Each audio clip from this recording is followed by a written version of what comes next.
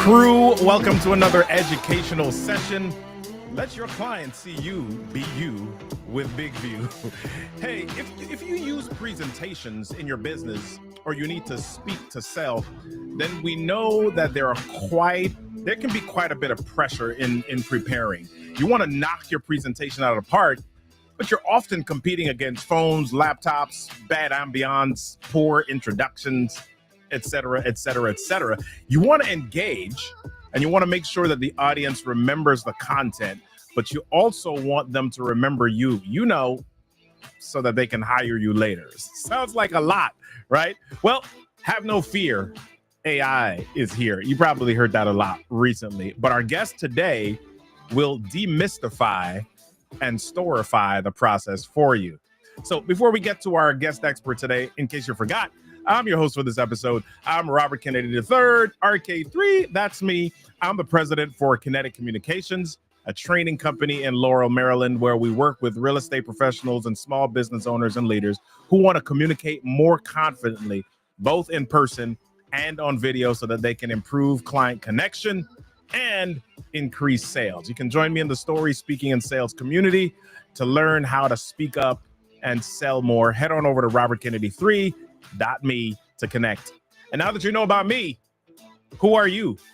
Who's in the space? Tell me where you're logging in from so that I can shout you out. Let's see who we have in the room. Let's see if we can get some names here. Hold on one second. Let me make sure I've got all my stuff together so that we can get some names and see the people. I want to see the people. All right, let's see who we've got. All right. Okay, I'm not seeing the chat. Am I? Okay. Here we go. Come on. All right. Well, listen, let's get moving with this conversation. Anyway, the chat is going to come up and I'm going to share with you in just a little bit. I'm going to shout your names out so we can have some fun. All right.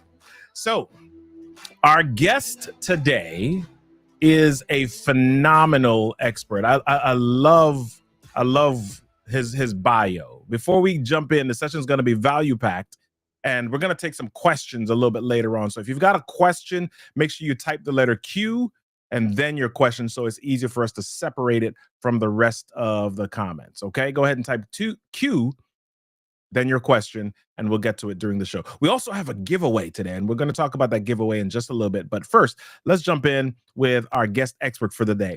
Daniel Steinberg is a former TV intern, comedy writer, and stand-up comic. Oh yeah, we're going to have some fun. We're going to have a couple of witty banter and jokes today. But now, Daniel helps speakers craft authentic, impactful presentations through the use of storytelling and AI-driven insights. Buckle up and get ready for the ride, Big View crew. Daniel, welcome to the stage, my friend. Oh man, how are you, Robert? Robert, you bring the energy. Listen, we got to bring it, man. We got to bring it, dude. It's, otherwise people will be bored out of their brain sockets. That's right. Whatever that is. I love it. Yeah, so glad that you're here, man. Yeah, I've been looking forward to this for weeks. This is so much value here. I mean, I'm excited, but I'm excited for what people can do with it. It's amazing. Right. It's game changing, and it really can help people. And I'm just so excited to share it. So before we get into the content, he says that you're a stand-up comic. Where is the best place or the best venue that you've had the opportunity to perform? Honestly, it's not the clubs. It's the self-produced shows where the people who are there for you. They want to specifically see you, and they're your friends, and they want to support you. So those were my best shows. Clubs are great. Clubs are fun, but performing in front of your friends who are rooting for you and really want to have a good time, that really is the best room. I love it. I love it. Was that hard at first? Did it get easier over time? Tell me a little bit about that journey. The stand-up comedy journey, or just performing in front of friends? Yeah, stand-up comedy is hard. Stand-up comedy, yeah. Yeah, stand-up comedy is it's hard. It's lonely. It's hard, and it's not something. Jerry Seinfeld. He gives an analogy. He said he saw an interview with a Navy SEAL, and someone asked him. He says, "Why do you want to be a Navy SEAL?" And the guy said, "You don't want to be a Navy SEAL. You have to be a Navy SEAL." And that's the same thing with comedy. You know, it's the same brutal profession where there's Yeah. you know, you're experiencing rejection night after night. It's lonely. It's a long road, and the pay is terrible, and it's just, you know, you wonder why you're doing this, and you're seeing other people get ahead. It's so lonely and so brutal, and it's like, but it's something you have to do.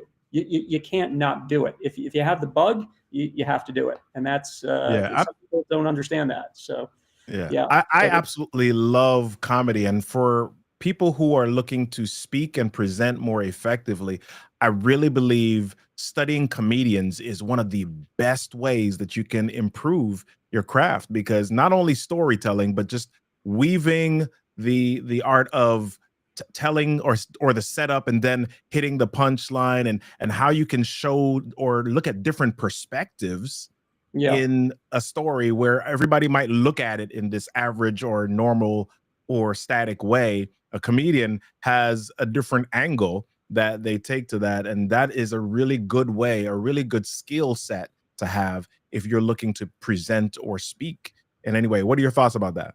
Yeah, you nailed it, man. I couldn't have said it better myself. It's the best school. It's the best school, especially because you're judged every couple seconds whether or not you're delivering value.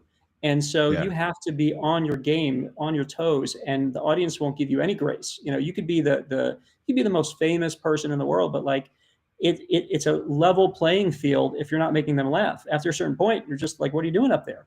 So it really trains, you know, like, all right, so you're famous, but like, why are we sitting here? You know, if you're not entertaining us. So it doesn't, you can't get by. You can't, there's no coasting. And so when you approach public speaking from the perspective with the comedian's mindset, that really changes everything. And I'll talk about that a little bit more, but it really makes you up your game, because you can speak and have people sitting politely in front of you, and you're thinking that you're doing well. But I can tell as a comedian, I know that they're already checked out. They're just being polite, but their mind is not with you. They're not there. As a comedian, you know they're not there because they're not laughing. But like as a public speaker, it's a little bit more subtle. It's hard to tell if you have them. So I can tell because I know what that audience energy is like, and I can tell. I can, you know, it's like it's got its own, you know, it's like sonar. You know, you can feel the breathing change, and you can feel the temperature rise, and it's its own entity. Yeah. Yeah, I love it. So those of you that are watching, make sure to put your questions and your comments in the chat so that we can shout you out and get things moving. So tell me a little bit about your giveaway. You're going to walk through. We're not here to talk about comedy today. We're here to talk a little bit more about, well, maybe there's going to be some elements of that, but we're here to talk about AI and how you can use that to wow your audience. And you've got a giveaway. Share with us what that giveaway is. Yeah, well, that giveaway, it's only going to be meaningful at the end after you see what I've got to share with you, because there's so much that I've researched and so much that I've collected over the years in order to take all the principles that I've learned from marketing, from comedy. I don't know if you knew this about me as well, but I was a pulpit rabbi for a short stint. I I preached from the pulpit. So I know a lot of principles of audience engagement and how to captivate, how to hook people, and how to keep them reeled in, and how to move them to action, which is really what people want to do with a presentation. You want to inspire them to do something, or shift their mindset or something like that. So what I've done is I've taken these principles and I said, well, how can I template them and use AI so that I can insert them into every presentation, and not just my own principles, but principles I've learned from some of the greatest speakers in the world. Things like rhetoric, things like how to turn a presentation into an experience, an immersive experience. So it's not just a lecture, but actually engages everybody, all their emotions, all their senses, all their feelings. So what I'm going to today is going to walk you through different ways that you can take your content and just amplify it, just take it to the next level through all of these principles that I've learned, and using AI to shortcut the process. Love it. Love it. So now that you've mentioned it, I've got to ask the question, which came first, the rabbi or the comedy? I'm trying to figure out where you got your material from. Like, for sure. I pulled, it's a great question, Robert. I pulled what I like to say is I pulled a reverse Jackie Mason. I don't know, Jackie Mason was a rabbi and then he became a comedian. I was a comedian and then became a rabbi. So that's, wow. Okay. That's interesting. All right. Okay, cool. Well, listen, let's jump on into your presentation Yeah, here. I know I don't want to run out of time, and I want to make sure that we get through all of this stuff. So yes, let's jump absolutely. in. Yeah. So I just, I guess I kind of want to just preface this, because for years, preparing a talk for me would eat up entire days, because Yeah. I come from that comedy background. I'd obsess over every word, trying to figure out how to organize my ideas so they'd land. Is it good enough? Is it relevant? And sometimes I never really knew until it was too late. And like I said before, when you're a comedian, feedback is immediate, right? If they laugh, you're winning. And if they don't, you're dying. And there's no worse feeling than that. But when you're speaking, people sit politely, right? They're gonna sit politely and they're just sit there, but they're checked out. And so for me, my big mission in life was I wanted to approach public speaking with a comedian's mindset. And I want to assume that the audience is judging me every 12 seconds. Am I still delivering value? So I started studying all the greats, the best speakers, the best preachers, the best politicians, comedians, and what were they doing that worked? And here's where AI changed everything, because every time that I saw something brilliant, I'd ask AI, I'd say, why does this work? What's the principles? What's the psychology behind it? How can I turn this into a template that I can reuse? And I started building a toolkit, a sort of like greatest hits of audience engagement. And now, these days, instead of second guessing my talks, I can structure them using these time tested patterns in minutes. Literally, not minutes is an exaggeration, seconds. And that's what AI can do. I'm going to show you how to do that, a lot of that today. It lets you stand on the shoulders of these oratory giants. You don't need 10 years of speaking experience to sound like someone who has that experience. You just need the right tools and the right prompts. And today I'm going to show you all that. And at the end, I'm going to give you that playbook. I'm going to give it away, everything that I have. So let's go to the first slide over here. And that is going to be finding your core message. Okay. It's clarifying how to clarify your main idea with insights, with AI insights. Okay. See if I can advance this. There we go. Okay. Now, why is this important? Now, I want to start with a story. Steve Jobs. Robert, have you seen this? The Steve Jobs, the 2005 commencement speech at Stanford. Have you seen that? Yes. Right. Yeah. One of the most viewed commencement speeches ever. And he opens up by saying, today, I want to tell you 3 stories. And for all the millions of people who watched it, including me, more times than I can count, hardly anyone can remember 3 stories. Do you remember them? Do you remember any of them?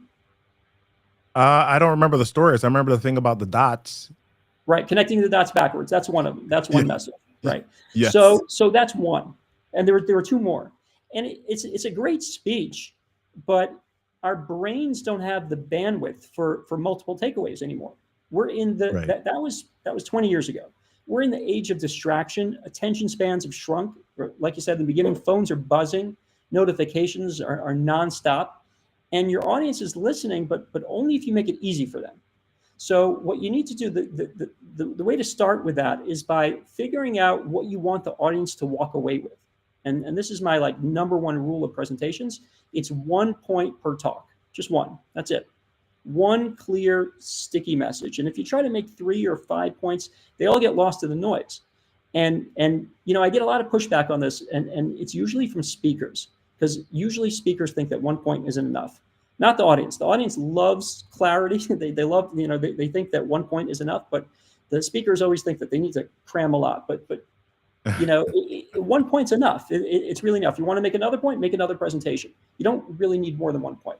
So that's where I bring in AI, because the hardest part is figuring out what your point actually is. Like what is your point? It seems simple, but it's just, it's such a difficult thing to nail down. So I don't know if you have this problem, but I'm a verbal processor. I like to process things as I'm trying to understand what I want to say. I have to speak it out. So what I do is I record a voice dump, right? I take a voice memo, take my phone or something like that. Or actually, the truth is now you can even do it in AI directly. And everything that I'm thinking, I'll just upload the entire transcript into AI. And I'll ask, what are the main takeaways here? Give me 5 takeaways. Give me 6 takeaways of everything that I just told you. What are the main takeaways? And then when I see the suggestions laid out on the page, I can finally start to think like, oh, that's really what I'm trying to say, or that's not it, or maybe let's explore this angle. And once you find that core message, everything else, like all your stories, all your stats, all your infographics, everything falls into place. So, but before you start building slides or writing your intro or anything like that, you have to ask yourself, what's that one sentence that I want them to remember? If they can only remember one thing, what's that one thing you want them to remember? And AI can help you find that like really fast. And you don't need more content. You just need more clarity. And I want to show you a great example of how to do this. Okay, I actually did this with my presentation today. So I'm sharing my screen, and I'm going to go into ChatGPT over here. Actually, you know what? Let's use, the truth is all the models that I'm telling you today, it's agnostic. It doesn't really matter what model you use. Let's for this purpose, let's use Google LM. It's called Google LM Notebook or Notebook LM, and it's a really, if you haven't seen this, you got to try it. So watch what I do. I took a voice memo, okay, and core message. So I wanted to talk about the idea of needing a core message. So I'm going to upload this voice memo. All right, this is me just talking, ranting. 1 second. Try that again. Add the source. Okay, so you can, over here, you can add docs, slides, websites, YouTube links, text, whatever you want. Any type of source file you can add into here. Okay, I happen to be adding a file. And then you can interact with it. And it'll give you all sorts of interesting information. There's some pre-built things that you can do. You can create a study guide, an FAQ, a briefing doc, a timeline, audio overview, a mind map. And you're taking your content, you're uploading it into AI, and then you're interacting with it in that way. So watch what I do here. It just takes a second till it uploads. This is a short little file. Finding a core message, presenting one key idea. Okay, so it gives you an overview. Provided audio excerpt focuses on the crucial first step in public speaking, identifying a single core message for the audience. And this is a little meta because it's all just talking about finding your core message. But so I'll say, give me 5 big takeaways from this talk that I could build into a presentation, impactful presentation.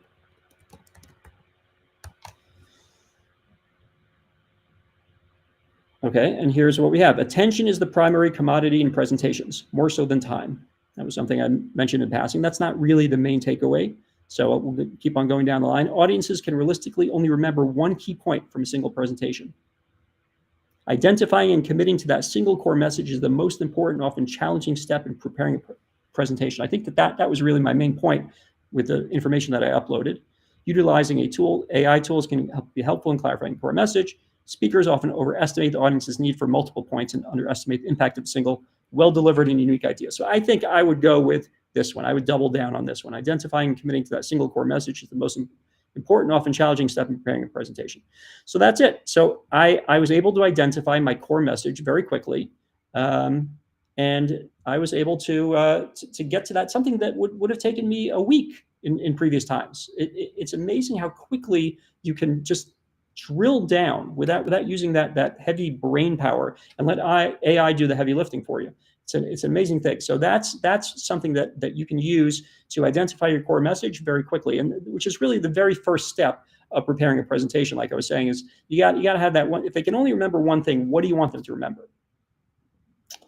Okay, now I want to go to the next slide because this is really important. And this is, it's not enough to actually have 1 point. I mean, it's nice that you got to that 1 point, but who's to say that they actually care? Like, how do you know your audience is actually going to care about what you have to say? It's great that you were able to isolate a single point out of all of your rambling, disorganized, cluttered thoughts, and you got to one message that you wanted to communicate to them. But who's to say that they're actually going to care? So this is where AI comes in and does like a phenomenal job. This is to me, this is one of the coolest things I ever saw. Okay, so this is really what I think separates the amateur speakers from the great speakers, and that is anyone can really get attention. Everybody thinks it's like, well, how do I hook them? How do I get their attention? Right? It's not hard to get attention. It really isn't.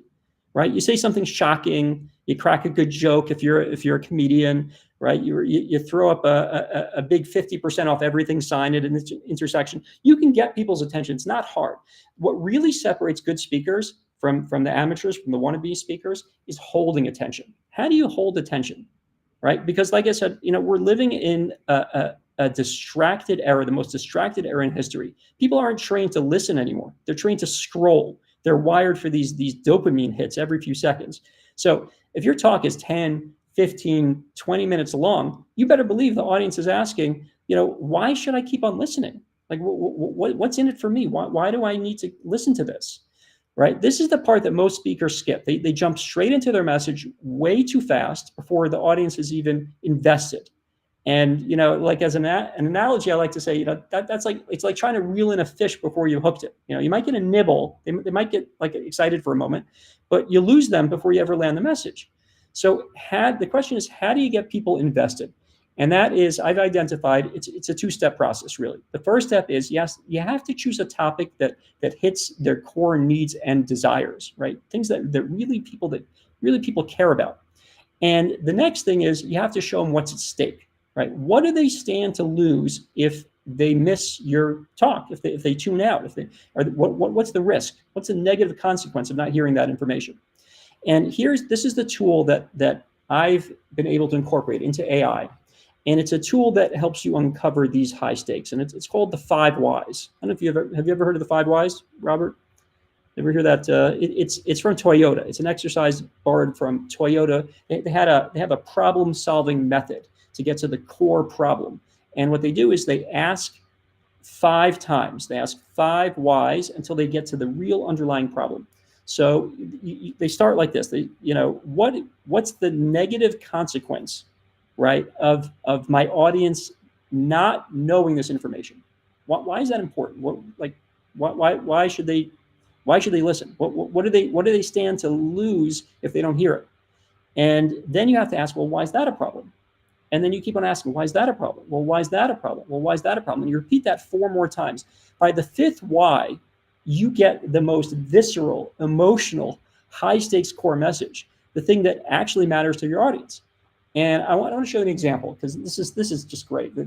When I saw this, I fell out of my chair, because it was just it's such a great example where you start at a surface level problem and you go all the way so deep just with 4 more whys.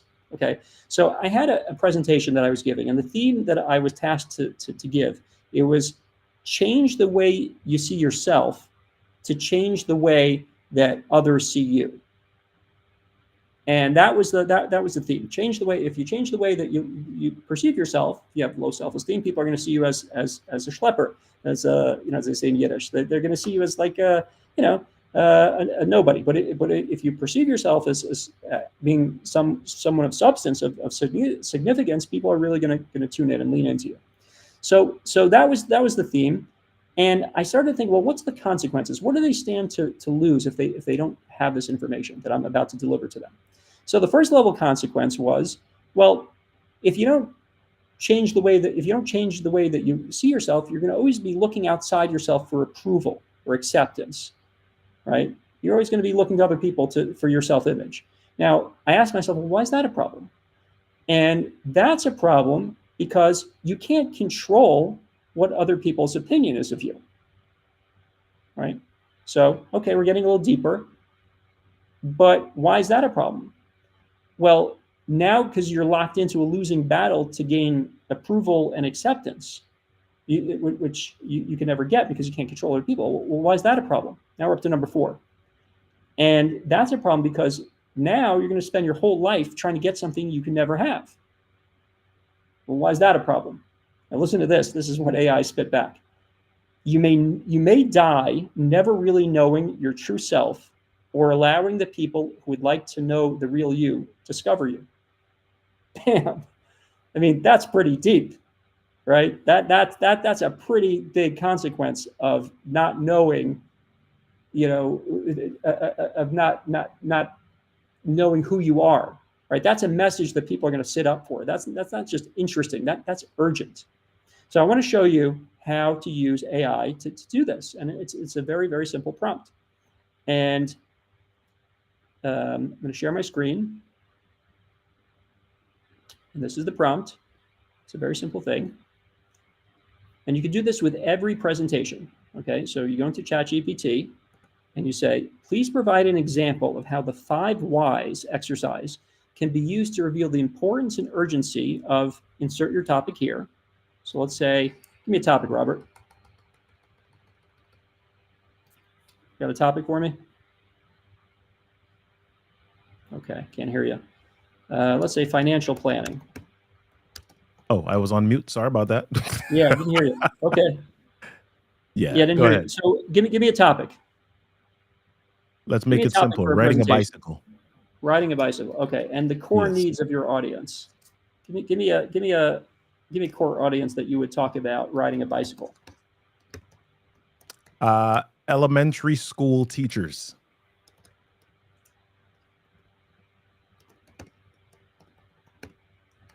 Okay, so that's it. So we just fill in the blank there. Okay, and watch what happens. Riding a bicycle. Why is riding a bicycle important for kids? Because it helps them stay healthy and active. Why is it staying active and healthy important? Because it improves their focus, energy levels, emotional well-being. We'll go all the way to the bottom. Why does riding a bike matter right now? Because it's a simple, joyful activity that supports the physical and emotional foundation kids need, helping teachers reclaim their classrooms as places of connection and growth. Okay, it's still a little bit tepid, but if you have an audience of people and you've determined what actually is important to them, this 5 whys can really get to the bottom of it. It can really drill down to something that hits them in the gut. That's something quite visceral. So that is that's something that you can use over and over and over. What it does is really it turns passive listeners into invested participants. And you don't have to do it alone. You don't have to rack your brain. Why should they care about what I'm talking about? You can literally feed this topic into AI and prompt it, and it'll spit out something that usually is pretty powerful. You might have to give it a couple tries. You're gonna have to work with it a little bit. But if the audience, you have to remember, if the audience doesn't feel like what they're risking by ignoring you, they're just not going to stay with you. And so this is really important. It's one thing to identify your core message, but beyond identifying core message, you have to make sure that the audience is invested in actually listening to it. You have to know that. And the way to game that system is to use AI to figure out, well, what is a really core need that I can touch upon with my presentation, that if they don't get this information, they'll feel like they're missing something. So you got to hook them first, and then you reel them in. That's the 1-2 punch. Okay. Any questions? Anybody have any questions? No, I don't see any questions about this in the chat, but I think as we walk through this process, how helpful is it for a speaker or a business owner to be able to use this process? Let me change the question a little bit. Yeah. How early in your conceptualization process do you walk through this? Do you just say, okay, yep, I want to talk about bicycles, and you do it right away? Or do you have several points or inputs for the AI before you start to process this? It's a good question. Usually you'll either have, most times that you want to talk about something, you'll have a pretty good idea of what you want to talk about beforehand. Yeah. So I don't usually use the AI to come up with a topic. Usually I have some general idea of what I want to talk about, or sometimes I'll be tasked with the topic. Sometimes people ask me to speak about a specific topic. So what I want, that's I think where the AI really comes in handy, because just because they asked me to speak about this topic, how do I know that it really matters to the people? How do I know that? And that exercise, that 5 whys exercise, is a really good way to get to the bottom of why something matters. So you might be asked to speak about the importance of financial planning for college students. All right, so that's nice, and most people just talk about the technical part of it, but why is it relevant? Why should they care about that? And when you start to touch upon things like, well, you may be living paycheck to paycheck if you don't really understand exactly how to manage your finances early in your life. Like those are things that, when you start to realize that opportunities may be closed to you because you didn't take care of this early enough in your education. Those are really important things. So just because you've been asked to speak about a specific topic doesn't mean you have to speak at the top level of it. What I like to do is go down multiple levels, and that's what I use the AI for, because often I may not know the audience well enough to know that. But AI does. Yeah. So when you're using AI, I know you brought us into Google Notebook LM, and then you were starting to do something with Chat GPT at the beginning.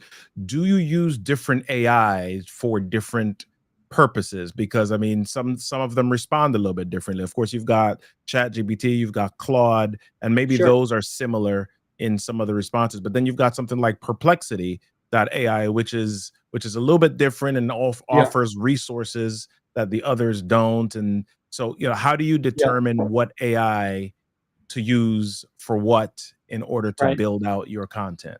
Yeah, it's a good question.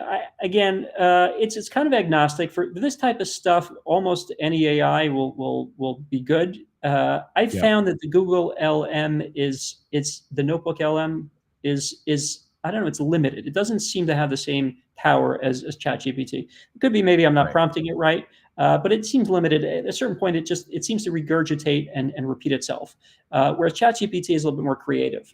But then again, sometimes all it takes is a refresh. Like if you'll refresh the chat and start over, you have to move the needle, slap it in the head, get it moving again.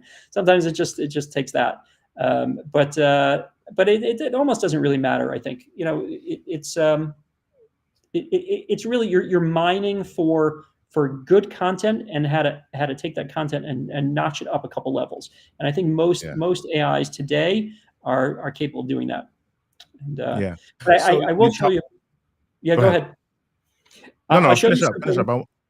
I want to hear the end of that. Yep. I'll show you something that what I like to do, and with LM that ChatGPT doesn't do is you probably seen this AI generated podcasts where you yes.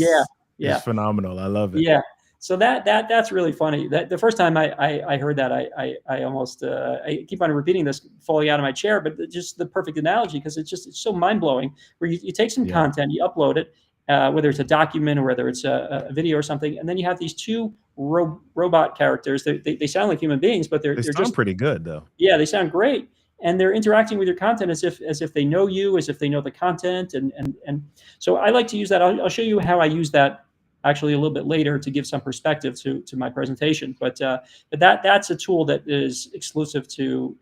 There's other tools that do that, but ChatGPT doesn't do that, whereas Google LM does. Yeah. Yeah. So one more question, and then you can keep going. I know that you're sharing this as a AI tool agnostic process, but how do you incorporate maybe your comedy brain into some of this process? Yeah. So my comedy brain is really, I guess you could say I'm trying to think of how to. A lot of it has to do with the push and pull of the presentation. So what I mean is that as a comedian, for example, if you come out with joke after joke after joke after joke, and you don't give the people room to breathe, they get fatigued. So so what you do is you kind of like sandwich, you give a little bit of downtime, not something that's boring, but something that's not as high level or high energy or high impact as your best jokes. And there's like peaks and valleys. So what I think about when I prepare a presentation, when I structure a presentation is that, okay, did I just say something really hard hitting? Okay, now I have to give them a little bit of time to process that and kind of like, come down the slide a little bit gently before I take them back up the hill. And that's how I think of it. I think of it not so much as comedy as much as like audience attention management. I think is probably a better way to describe it. It's how to manage that attention. It's like being on a rodeo, you know, one of those bulls. Like you get thrown off so quickly these days. You know that text goes off in your pocket. Like their attention is drawn to that. So you really need to find ways to really get them to suck in their breath with your content, but then give them a little bit of time to breathe out and to exhale and to process, and then to bring them back. And and that's what a good comedian does. That it's an amazing thing to watch. It's you've seen it, like Eddie Murphy's. When I think about some of the greats, like Eddie Murphy, he has a bit where he did the barbecue. You remember that, the barbecue, the 4th of July? Yes. Yeah. So you rewatch that. You probably haven't seen it in years, but you rewatch it. It's a 12-minute thing. And it's like a movie. It's like, I mean, you get so immersed in his world with all the characters and all the, and the whole world stops for like 12 minutes while he's doing this thing. And that's a good comedian and a good speaker can do that, can really hold the audience in the palm of their hand. And love it. And AI can help. AI can really help you with that. All right. Okay. Excellent. Well, keep going. All right. Let's move on to frameworks. Move on to frameworks. So frameworks this is great because I think that, there's no need to reinvent the wheel. And, a lot of people struggle with structure. And this is, where, in my opinion, this is where things get really exciting, because there are proven frameworks for building presentations that actually hold an audience's attention. They're not like random slide decks. They're carefully designed to mirror how audiences naturally engage with information. And the best frameworks, they follow an arc. They build interest, and they show the stakes, and then they create investment, and they lead the audience toward this, clear transformation, that single core message, a new way to view something or a new way to do something, some transformation from point A to point B. And there are a few out there that I really like. One is it's the SCORY method. That's how it's pronounced, SCORY. It's an acronym for something, but it's used by Ken Davis. Ken Davis was the person who did that. It's used by thousands. Yeah, he has a conference called the SCORE conference. Yeah. Right, exactly, right. So conferences and churches, a lot of people use that. It's great, and I borrowed actually parts of it. Another is also from preacher, because, like I said, rabbis, preachers, clergy, and comedians are the best ones. So Andy Stanley, he's a preacher. Yeah, you know who he is? He's got a book called what was the book? Communicating for a Change. For a Change, right, amazing. Yeah. So that's the me, we, you, God. I forget. He has a structure. God, to you, it. we. Right, yeah. right. Where first you talk about your personal connection to what you're talking about, why it's a challenge for you, and then you say, well, it's not just a challenge for me; it's a challenge for everybody. And then you expand it. And you say, well, what does God have to say about it, or what's the authority on that? And you zoom out, and then you apply it directly to the audience, and ends with a vision, right? A shared vision. So I have my own. I studied and tested and used some of these and cobbled together. My own's called the Maggid method, Maggid. And at the end, if you want it, I can email it to you. But here's the really cool part: you don't need to like reinvent the wheel. You don't need to memorize any of these frameworks, because AI you can work with all of them easily. Within seconds, you can actually get AI to build your presentation for you using these frameworks. So let's say you've got a rough draft or a bunch of scattered notes, and you can upload that into ChatGPT along with the chosen template of whatever framework you want to use. You want to use the SCORY method, you want to use the Maggid method, you want to use the Andy Stanley's method, and you just say, match this content, the content that I'm giving you now, match this content to this presentation structure, and that's it. And boom, right? You get a polished, professional structure in seconds. And I do this for clients all the time. Sometimes I'll come across a talk that they gave or a blog post that they wrote, and I'll run it through my template, the Maggid method framework, using AI. And I'll send it back to them and say, wouldn't it be amazing if all your talks were this clear and compelling using the content that you already have? And it never takes more than 30 seconds to do, and it always gets their attention. So you'll be blown away by how fast and effective this is. Let me show you. Let me share my screen with you and show you how this works, because this is just the coolest thing ever.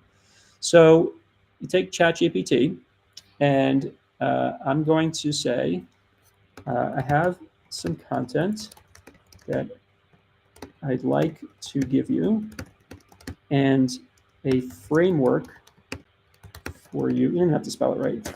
Framework for you to use to structure the presentation for maximum engagements. Are you ready? You don't even have to spell it right. That's the beautiful thing. Okay, absolutely. I'm ready. Go ahead and drop the content in the framework you'd like me to use. Okay, so here's what I did. I took I just looked online. I found a sample speech, a 2-minute speech example. It's so boring. Ladies and gentlemen, today I'd like to speak about the power of kindness. In a world that often seems divided and tumultuous, kindness is simple. Like it's, this is your standard, boring speech. So this is the content. So we're going to dump this into AI. And then I'm going to also upload my framework. So I can, in the same chat, look for my framework, which is the Maggid method, compelling presentations. Is this it? Okay. All right. It takes a second to upload. The content needs some up, and we've got my framework. And you can do this with any framework. You don't need my framework, but I like my framework. I'm partial to it. Okay. Now watch this.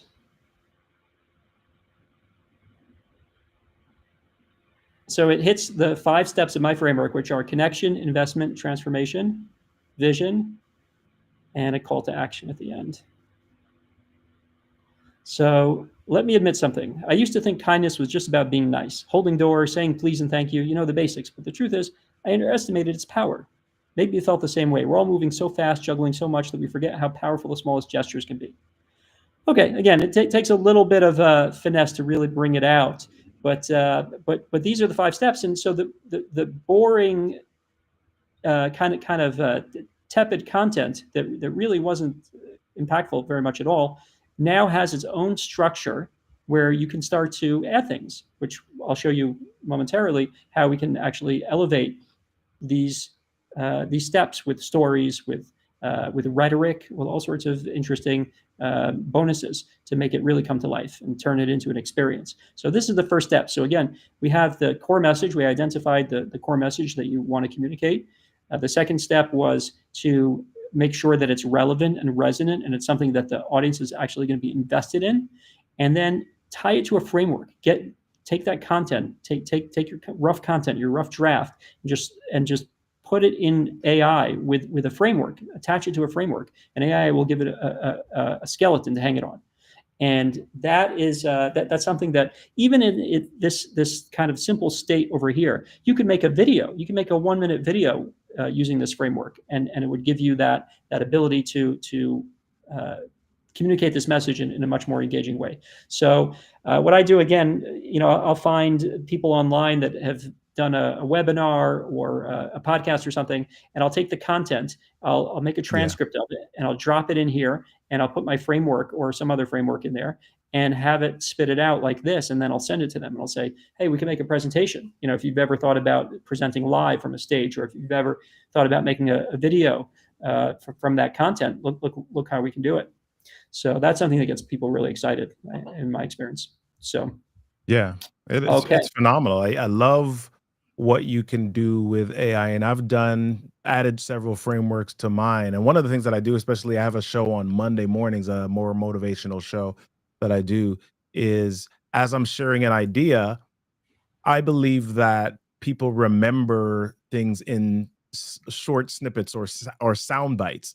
So as I share something, I'll look for, okay, what's a memorable statement that I can share here? And so I've put into ChatGPT what soundbite means for me. It means either something where you've got something that rhymes, or there's a comparison, or there's a contrast, or there is something shocking that is inside of that statement and allows people to remember it. So I'll share the story, I'll share the lesson or the takeaway, and then I'll say, this is the soundbite, just so that people can remember that.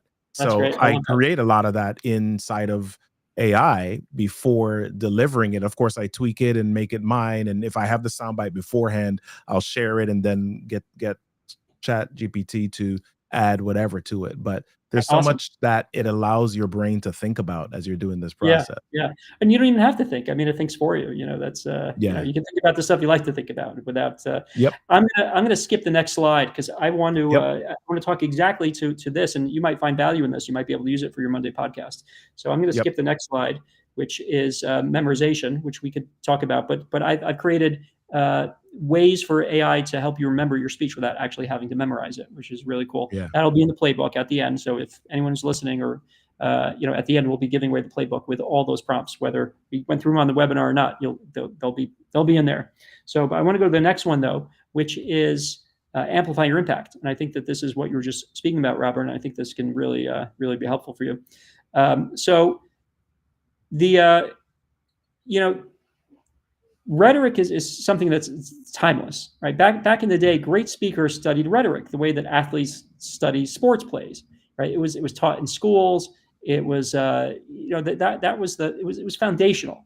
And if you listen to Churchill or MLK or even some of the best TED speakers, they all use rhetoric devices. They all use these rhetorical devices in order to make their words stick, right? Like your soundbite, like you're talking about. Yeah. Because rhetoric makes things pleasing to the ear. It makes it memorable, relatable, and it's most importantly, it's persuasive. And that's why it was taught, because it's a foundation of persuasive speech. And the more rhetorically skilled that a speaker is, the more authoritative and compelling they sound. And there are dozens of rhetorical devices that you can use: analogies, repetition, metaphors, rules of three, comparison, like you were talking about. But unless you study this stuff, most of us only scratch the surface, right? For example, like the rule of threes, when you group things in sets of threes, and comedians do this all the time. But it's very powerful. It's got that rhythm, it's got that punch, right? Life, liberty, and the pursuit of happiness, right? Or a rhetorical question is where you ask something, but you're not interested in the answer. You're just trying to spark reflection, right? When you look at somebody and say, "Do you really want to walk away from this?" You're not expecting an answer, but that sits there. That's very powerful, right? Consonants. This is something that I've learned from my comedy days, where using hard K's or C sounds, because they hit the ear with more power. So there's a famous scene in the movie The Sunshine Boys. I don't know if you remember that movie, where you have Walter Matthau and Jack Lemmon, and they're sitting on a park bench and they're discussing comedy, because they're just old guys, and that's all they talk about. And they go through this monologue, or this dialogue, where he goes, words with a K are funny. Cupcake is funny. Muffin is not funny. Right?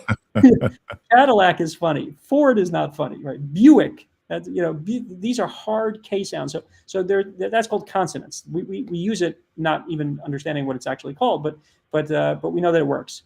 So those are devices that you have at your disposal, but if you're not familiar with them, then you wouldn't know to use them. And they work because they play with how we process language. But again, using them effectively takes time, study, and a lot of practice, unless you let AI help. So here's what I did, and you're gonna love this. I created a prompt that includes a list of the most commonly used rhetorical devices found in history's most impactful speeches, and then I'll upload a speech next to it, or a presentation, right? And I'll ask AI, I'll say, find opportunities in this content to add rhetorical devices for impact, clarity, and memorability factors. And I'll show you how this works. I'll share my screen with you again. And this is just crazy. This is just it works. So this is the prompt. If you can zoom in on it. Please analyze the following speech, and then you'll put your speech in the brackets, between the brackets, and identify opportunities to incorporate all these crazy Latin words here, rhetorical devices such as alliteration.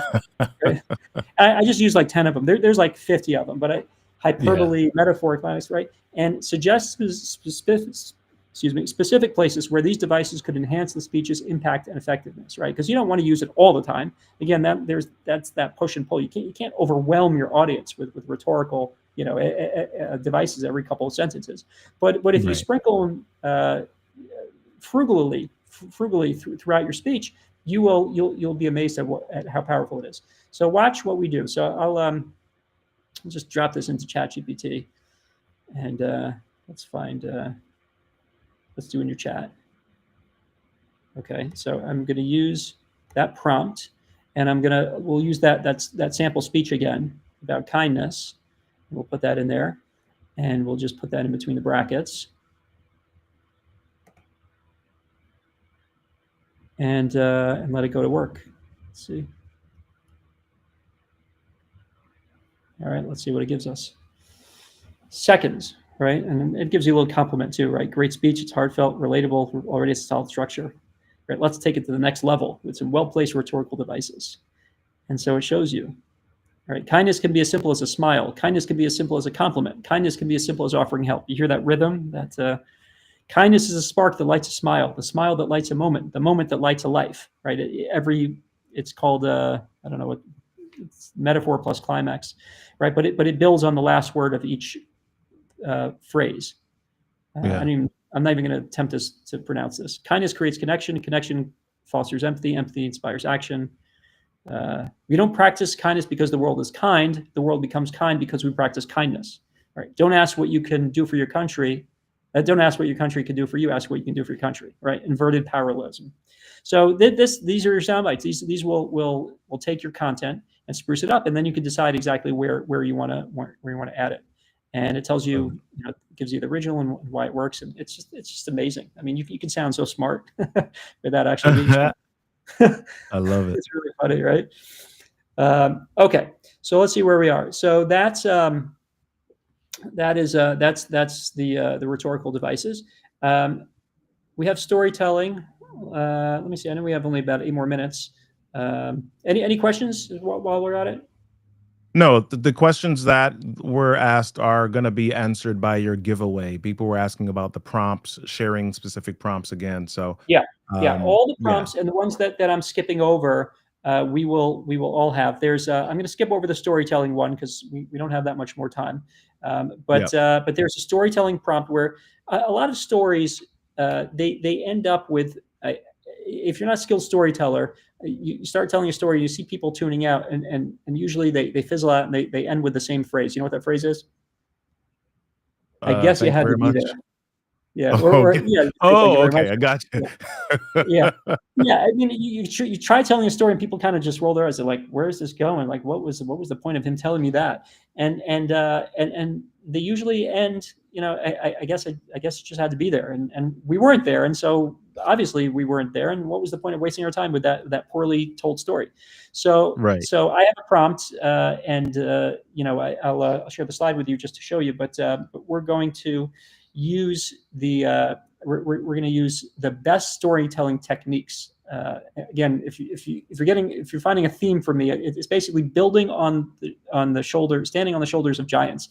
I'm not trying to reinvent things. I'm trying to find the best of what works and use it, and try to put it into my presentations in order to build on what already works and just amplify it, make it great. So we'll use character development, conflict, transformation, satisfying conclusions. Again, all these prompts will be in the playbook, and they'll take your anecdotes and your kind of like funny little stories, and they'll turn them into epic, Star Wars level, fight between good and evil type of epic battles, and it's really amazing when you do it. So that'll be in the playbook. But I want to get to the next one, which is how to turn your presentation into an experience, and that is. It's really an important point because these days a talk can't just be a talk. If you want to really land your message, it has to become an experience. And I don't mean turning your presentation into like a free-for-all. I'm not saying that everyone needs to raise their hands and you have to come up on stage or anything like that. But it's if you want people to stay locked in, you need to engage more than just their ears, right? You have to engage their senses, their emotions, their instincts. And one of my favorite examples of this is it comes from Bill Gates when he gave a TED Talk in 2009, I believe. And it was an unbelievable talk. You have to go and watch it if you haven't seen it. Just for this part, the rest of it wasn't as impactful as this part. But this was a showstopper. So he was speaking about malaria in underdeveloped countries. That's Bill Gates has a foundation for curing malaria, in underdeveloped countries. And he was doing, a great job, stats, graphs, slides, important stuff. But then something unexpected happened. And the camera panned. Do you know where I'm going with this? Did you see this talk? No, I didn't. Okay, so the camera pans to a small table. This is a spoiler alert, but it's just so good. The camera pans to a small table off to the side of a stage with a jar on it. And Bill Gates walks over, opens up the jar, and releases live mosquitoes into the room. You could feel the room like shift, like people laugh nervously. They were surprised. Yeah. They stiffened, and and he goes, there's no reason that just poor people have to experience this. And it was such a great feeling, because what he really did was he was able to bring that experience of a person in an underdeveloped country, like a third world country, when a mosquito flies by, that terror, like, wow, this may sting me and I may get a disease that I might die from. Where we don't have that. We never experience that on a day-to-day basis. The worst that'll happen is, smack your hand and it's gone, and you itch for a moment or two. But these Right. people could die from it. And so he really wanted to drive that home, and that's what he did. And so that's an amazing type of experience that statistics, graphs, science, photographs, even videos could not have achieved the same thing as opening up a jar of live mosquitoes. You have to see it; they fly towards the light, and everybody's kind of And he qualified. He added that they're not diseased, but but it was really something unique. So what I've done is I created a prompt, and when I'm towards the end of my presentation, when I've checked it for relevancy and resonance and investment, and I'm sure I have a very clear message, and the stories there are following the best types of storytelling techniques, and it's got everything, all the things. How do I take that and take it even a notch higher? How do I even take it to the next level?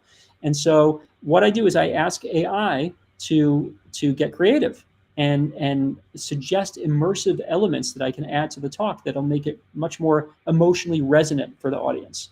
And you might be surprised at some of the stuff that comes back, like sound design, props, physical cues. I'm working with a client who's a ping pong champion, and in her talk, we had the sound of a rally playing softly under the part of her story. You hear that ping, ding, ding, ding, back and forth. So I have a prompt for that, and I don't know if we have much more time left, but it'll be in the playbook. I'm going to share my screen with you for a second, and you have to. The more specific you get with AI, the better results you get. And so this is a long one, but provide 10 ideas that are radically unique, shock, inspire, transform the audience in real time, leave audience members with an unforgettable, deeply personal message, obliterate every expectation, startle, provoke, and deeply engage the audience. And I use some of the examples of some of these TED Talks that are really, that blow people away. And that's what you can do. You can really get crazy with that. So all these prompts, everything you have in there, there's no excuse not to use them, and there's every reason to use them to really elevate your presentations.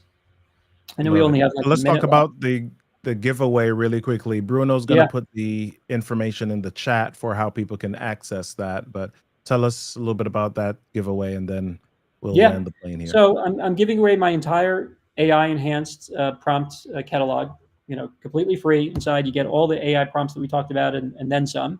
It makes preparation 10 times faster. You get tools to infuse your messages with emotion, clarity, frameworks to lock in intention. And as an added bonus, I also include a storytelling playbook based on an interview with Matthew Dix. I don't know if you know Matthew, who's storyworthy. Storyworthy. So I had an interview with him, and so I took the best of what he had to offer and turned that into a playbook that you can use AI for. If you want it, it's free. Just email me, Daniel at maggidmethod.com, Daniel at maggidmethod.com. Subject line playbook, so I know that you got it from Big View webinar. Thank you, Robert. This is amazing. This was fun to share. I knew we weren't going to get to everything. I just knew it. No, that's fine. And of course you spelled out method, which of course my mind automatically goes to Hall and Oates. That's my That's 80s right. kid. That's right. Same here, buddy. Same here. I told you. Awesome. Right. Well, listen, everybody, I hope you enjoyed the session. I know that we didn't have enough time to get to every piece of this, but that just shows you how deep this goes and how AI can help you. There's a lot of stuff that we don't know. There are items, there are skills, there are tools that can help us to navigate the world of presentation much more easily. Speaking of comedians, Jerry Seinfeld was credited with saying that a lot of people, so many people are scared of public speaking. Most people would rather be in the casket than giving the eulogy, right? And That's so right. That's if right. you're in a place where you've got to deliver content or deliver messages to create visibility or increase your sales, then you want to have a framework, you want to have a structure, you want to have a way to do that that doesn't stress the heck out of you. All Right. right. So get Daniel's playbook, get his information, and have him be one of your resources and your guides through this process. Awesome. Any final words to take us out, Daniel? Yeah, I think the final word that I would say is that, on the one hand, we're living in this era, the most distracted era ever. But on the other hand, what really stands out is authenticity nowadays. Yeah. And so we have an advantage. You don't really need to be the most polished professional speaker like you might have had to maybe 10, 15, even 20 years ago to stand out. What really will help you stand out is how authentic you show up and how real the audience perceives you. And so it's anybody's game now. It's yours for the taking. Anybody can stand out as a speaker. You don't have to have gone to Toastmasters or Dale Carnegie or anything like that. You show up and you communicate one message clearly, and use some of these techniques to make sure that the audience can really follow you. You'll do great. People eat it up. People are craving authenticity. For all AI is good for, it's also killing a lot of content online. People are not clear about what they're looking at or what they're reading anymore. Is it human? Is it AI generated content? What I love is seeing people, AI comments responding to AI generated content. The AIs are just interacting with each other. So really, public speaking is just one of those great things where you can actually stand up in front of human beings, in front of a crowd, and talk to people, and just be authentic, and you'll do great. You'll do great. Love it. It's not just for the pros anymore. It's anybody's game. I appreciate that, Daniel. Well, listen, everybody, this has been a fantastic, awesome session. Make sure that you are subscribed to the Big View channel. And once you subscribe, make sure that you hit that notification bell so that we can notify you when the new episodes or when new shows drop. This has been fantastic. Everybody, have a fantastic rest of your week. Thanks, Robert. Hey, Big View crew, thanks so much for hanging with me. Listen, I don't take it for granted that you gifted me with your time today, and so I want to give you a gift also. Do me a favor, head on over to robertkennedy3.me and scroll until you see 52 incredible hooks to start your story, speech, or video. Click on the image, and then when you get to the checkout page, put in the code BIGViewCrew. Shh, don't tell anybody. It's my secret gift to you, okay? Remember to put in the code BIGViewCrew, and I'll send to you my special download that will supercharge how you start out any story, speech, or video. Hey, remember, keep shining, keep showing up, and be stellar, storyteller.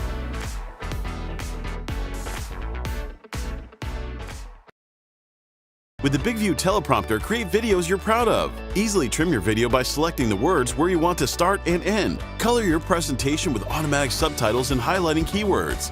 Add your brand logo. Add music for an emotional touch. Add your contact info on an animated business card on all your videos. Easily replace green screen with an image or a video loop. Stand out with a web page with your logo, your video at the center, and personalized button for visitors to interact. It's one tap to simultaneously upload your videos on Instagram, TikTok, and YouTube. Always know what to say next with the Big View teleprompter.